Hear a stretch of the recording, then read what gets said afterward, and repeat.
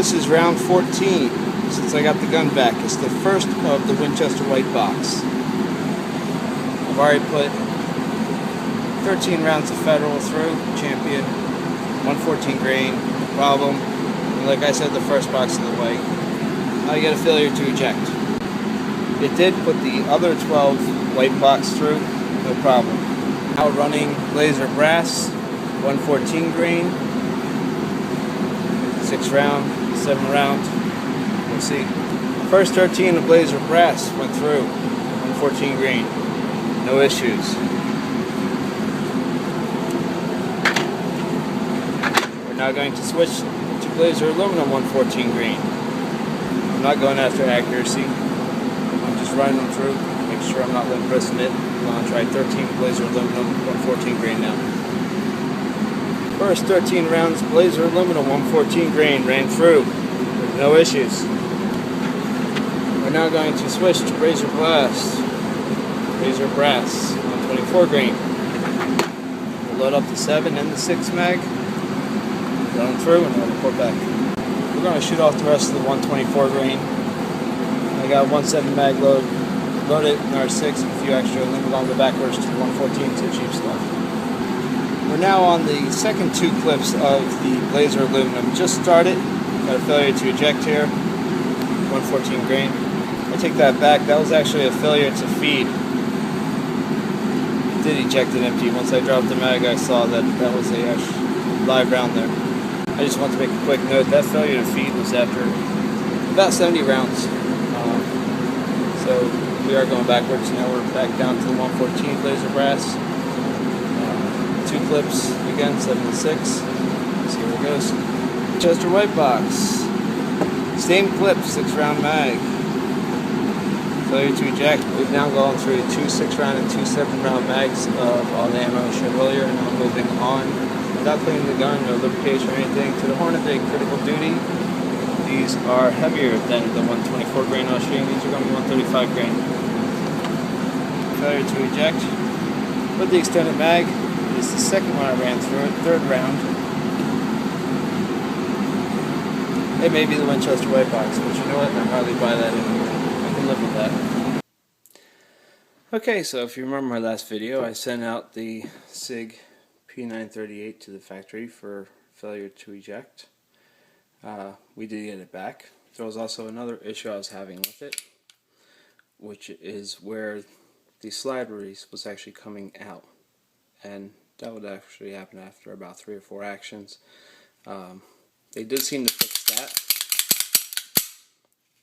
I ran through maybe 250 rounds of this today of ammo, and it didn't move at all. So that's been corrected. As well, I want to go over the ammo I ran through it, so everybody has an idea of the kind of test I put this through to try to see if it was still having any failures to eject. I ran about 40 rounds of 115 grain Federal Champion, a full box of Winchester white box, 115 grain, 100 rounds, 26 rounds of the 115 grain blazer brass, 26 rounds of the 115 grain blazer aluminum, 30 rounds of the blazer brass 124 grain, and the Hornady critical duty 135 grain was 26 rounds. All said and done was about 248 rounds total that went through it today.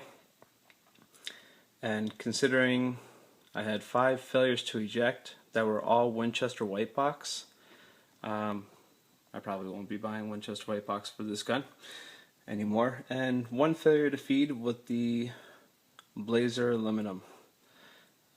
Really low percentage when you consider if I take the Winchester white box out of the equation altogether, I probably would have had 100% with no failure to ejects. I'm going to guess at that right now. You know, I'm sure I'll find out more in the future. I'm hoping the gun will not experience any more failure to ejects if I keep running Federal and the blazer brass.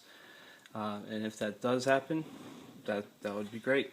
At this point, I'd have to say I do trust it to carry, and there was no common factor that I could find with the mags. I did have one failure to eject with the extended mag, and the other 4 failure to ejects were with the 6-round mag. So maybe there might be something going on with the 6-round mag, and the 7-round may have just been a coincidence. So we'll try to replace the 6-round mag and see if that makes a difference. Alright, well, I hope this was informative, and again, I'm happy with the work they did to it. They also lightened up the trigger. They really didn't tell me anything as far as what they did. They said they lightened up the trigger. They said they ran through 50 spear gold dots flawless without any failure, and then they ran another 5 through at 10 yards to make sure that the sights were on at about a 1/2 inch grouping.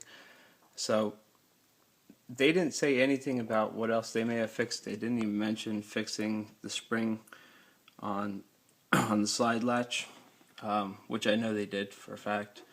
And the failure to eject has definitely improved. But of course I can't share that with anybody out there because they didn't note it. So that's actually a good question. I'd like to know what they did with this because I have some other people I know that would also like to know what was done, so they could possibly send theirs out or get theirs fixed as well. But the graininess on the trigger is definitely gone. It feels probably about a 5.5, 6 pound trigger right now. It's smooth, it's nice, it's crisp. Definitely enjoying that. Some people would report it that the screws were coming loose.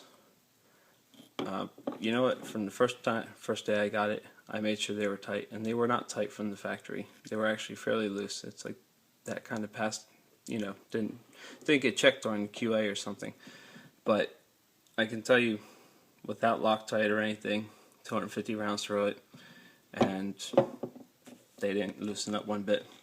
So that's my recap, and if anything else shows up in regards to the gun while I'm shooting it, I'll let you know. I also noticed when looking at an old video that the barrel that came back with the gun after the repairs has less wear and ping on it. So it looks like they did replace the barrel, they just didn't note it on the repair sheet that was sent back with the gun.